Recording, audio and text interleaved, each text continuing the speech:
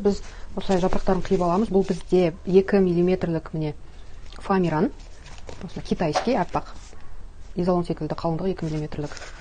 Тура изолон секілді, бірақ красканы жақсы сіңіреді и тонировканы лучше осы фоамиранға жасаған дұрыс болады. Менде бұл жерде екі түрлі размерді жапырақтар, біреуі 30 сантиметрлік диаметр гүлге, екіншісі 34-35 сантиметрлікке. Бояу үшін бізге ең бірінші осындай акриловая краска керек.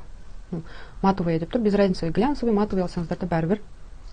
И мне осындай түстері алдым, сиреневый и фиолетовый, лавандовый, то есть.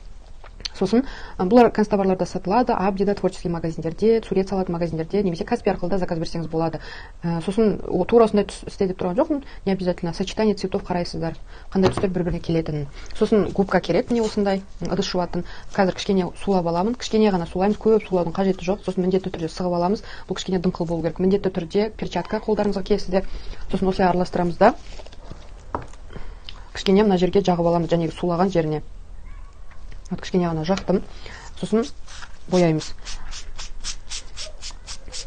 Қатты қою болып кетпесін. Өздеріңіз білесіздер, может сіздерге қою керек шығар. Маған клиенттің тапсырысы бойынша қатты қою болмасын, кішкене ашықтау, светлый түс болсын деді. Сондықтан мен ашықтау қылып істеймін. Бұны кептіру керек міндетті түрде. Оны электрикалық плитаның үстіне, немесе кімде строительный фен бар, соның бетіне аласыздар да кептіріп аласыздар. Барлығын бояп кептірсеңіздер болады, немесе сразу бояп, сразу кептіріп отырсаңыздар болады. Мысалы, мен электрикалық плитаны қосып қойдым қазір. Бұны қоя тұрамыз. Мына шет жағында бояуды ұмытып кетпеңіздер, міндетті түрде. Арт жағын негізі мен бояймын, потому что көрін қалуы мүмкін, ол стенада ілініп тұрады, все равно кішкене әдемі болып тұру керек. Егер де суламасаңыздар, онда сіздердің мына беткісі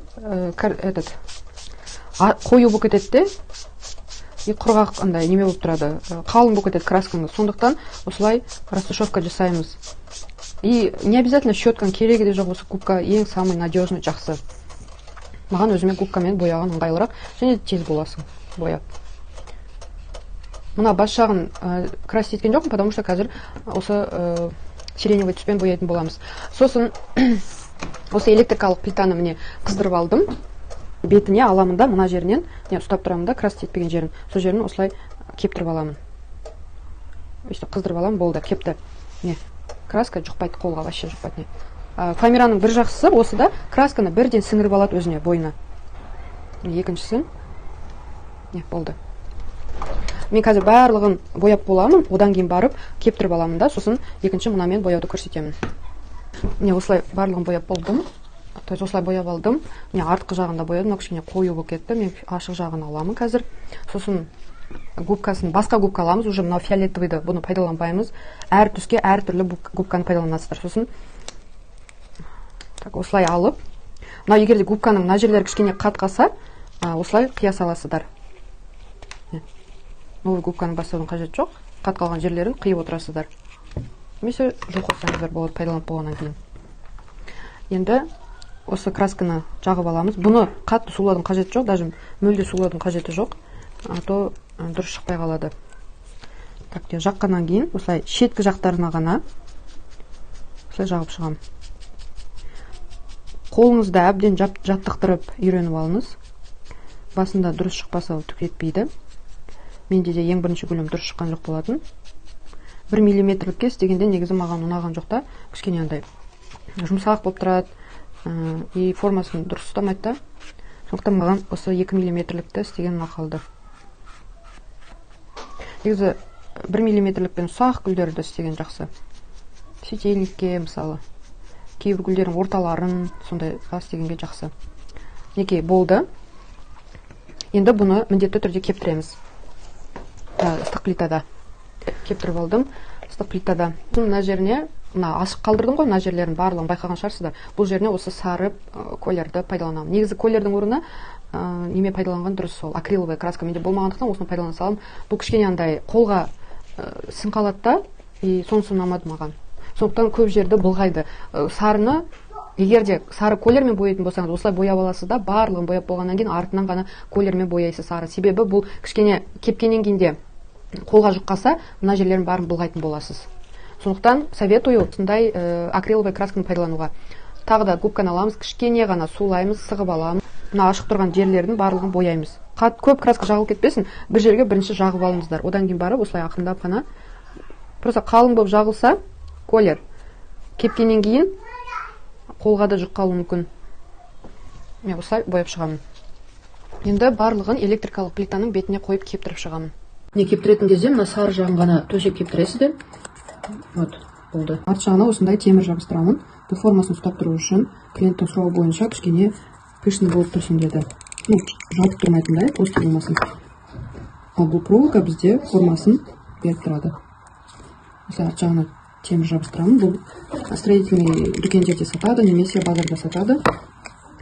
Құрылыс базарларында 1 мм немесе 1,2 мм алсаңыз болады, одан қалуына керек жоқ.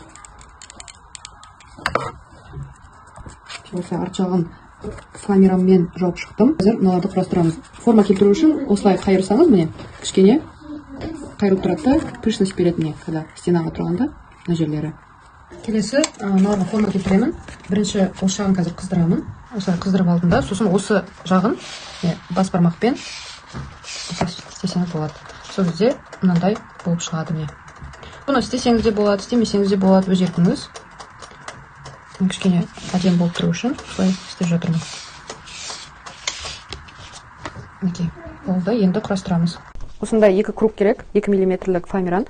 Екеуін бір-біріне жабыстырамын. Бұл кішкене қалың болып тұру үшін керек. Лепестоктың мына жердің тура ортасын белгілеп аламын. Центрін. Сосын былай қарай жабыстырып шығамыз. Бірінші лепестоктың тек қана бір жағын ғана клей жағамыз.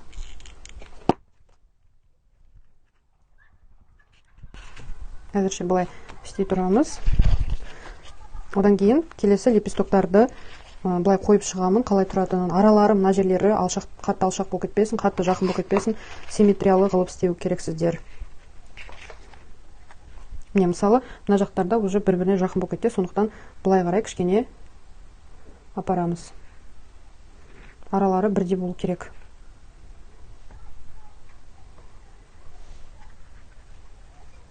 Енді қайта-қайта жабыстыратын кезде осылай көріп алып, қалғанын алып тастаймын да біреуін жабыстырамын. Үстіп жабыстырмасаңыздар, мына жерін немесе былай сызып алыңыз. Былай қарай. Немесе осы күйінде тұрған жерін бір жеріне клей жағып аласыз, жылжып кетпеу үшін. Сосын мына жағында, арт жағында. Келесі тағы да қойып аламын, осылай көріп аламын. Нормально. Мына жерге де былай белгілеп алсаңыздар болады. Мен мынандай белгісі бар. Сол белгімен қазір аламын да соған бірдей қылып жабыстырамын.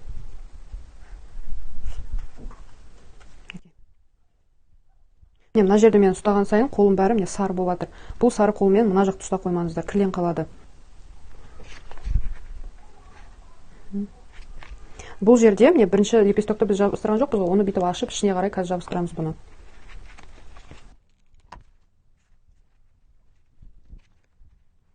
Сосын міне соңғы лепестокты да мына ішке қарай алып былай жабыстырамыз қазір. Жағында былай қарай жылжытып жабыстырып қояйын. Мына тура ортасына полубусины жабыстырып жіберсеңіз болады, әдемілік үшін. Мына жағы кіретіндіктен мына жерін кішкене былай қарай кесіп қысқартуларыңызға да болады. Осылай. Сол кезде жақсы кіреді.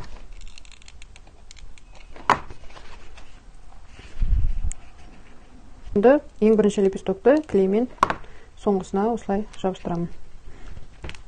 Сонымен біздің гүліміз дайын болды. Мына жерден алып осылай кішкене пышный болу үшін қолыңызбен темірлерді көтеріп қойсаңыз болады.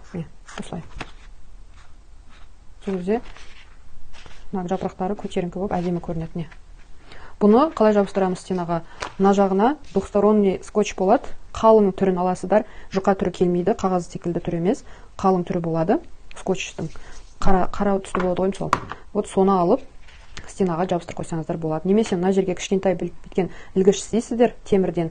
Ілгіш істеп, мынамен мысалы сыртынан жау қоясыздар. Сосын мына жерде ілгіші болады темірмен. Ілгішке қоятын сондай нәрсе істейсіздер. Мастер-класты соңына дейін көргеніңізге рахмет. Енді өзіңіз жасап көріңіз де, жұмыстарыңызды әлеуметтік желіге жариялаған кезде міндетті түрде мені белгілеңіз. Сіздердің нәтижелеріңізді көруге мен қатты қуанышты боламын. Тағы да басқа тегін сабақтарды менің YouTube каналымнан көре аласыздар.